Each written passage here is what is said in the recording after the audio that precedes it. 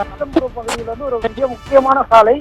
இந்த சாலையில் பார்த்தோமானால் அந்த பழங்கால அந்த கல்வெட்டுகள் போன்ற பல்வேறு உலோகங்களில் உள்ள இந்த பகுதியில் பார்த்தோமானால் தற்போது இந்த காரைக்கால் மாமல்லபுரம் இடையே வந்து இந்த புயல் கரையை கடக்கும் என தெரிவிக்கப்பட்டிருக்கும் நிலையில் இந்த பகுதியில் வந்து ஆள் நடமாட்டம் இல்லாமல் சாலை முழுவதும் வெறிச்சோடி காணப்படுகிறது.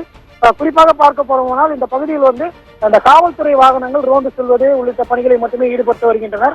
மாமல்லபுரம் கடற்பகுதிக்கு அதாவது அந்த பொதுமக்கள் யாரும் வர வேண்டாம் என மாமல்லபுரம் அந்த காவல்துறையினர் வந்து அறிவுறுத்தியிருக்கும் நிலையில் இந்த பகுதியில் தடுப்புகள் அமைக்கப்பட்டு காவல்துறையினர் பொதுமக்களை வந்து அனுமதியை மறுத்து வருகின்றனர். குறிப்பாக இப்பகுதியில் வந்து காவல்துறையினர் வாகனங்கள் அதே போன்று அரசு அதிகாரிகள் வாகனங்கள் ரோந்து பணியில் ஈடுபட்டு மக்களுக்கு வந்து அந்த அறிவுரைகளை வழங்கி வருகின்றனர்.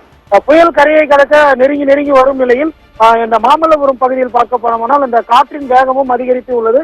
அதே போன்று இந்த மழையின் தாக்கமும் தற்போது அதிகரிக்க துவங்கி உள்ளது.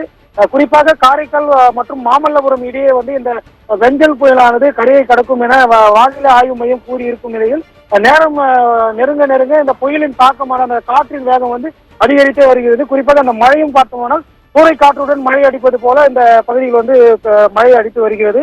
குறிப்பாக இந்த பகுதியில் வந்து இந்த சனி மற்றும் ஞாயிறு நாட்களில் பார்க்க போனோம்னால் பள்ளி மாணவர்கள் அதே போன்று சுற்றுலாவுக்கு வருவர்கள் என அதிகப்படியான மக்கள் இந்த பகுதிக்கு வந்து செல்லும் நிலையில் தற்போது இந்த சாலைகள் தற்போது நம் காட்சி பார்த்திப்போம்.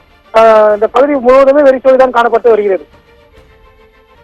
மோகன், தொடர்ந்து மற்றும் ஒரு கேள்வி. அந்த பகுதியில் மின் விநியோகம் எப்படி இருக்கிறது? அன்றாட பொருட்களுக்கு மக்கள் எவ்வாறு நேருகிறார்கள்? இதனோடு மக்களுடைய வாழ்வாதாரம் எவ்வாறு பாதிக்கப்பட்டிருக்கிறது?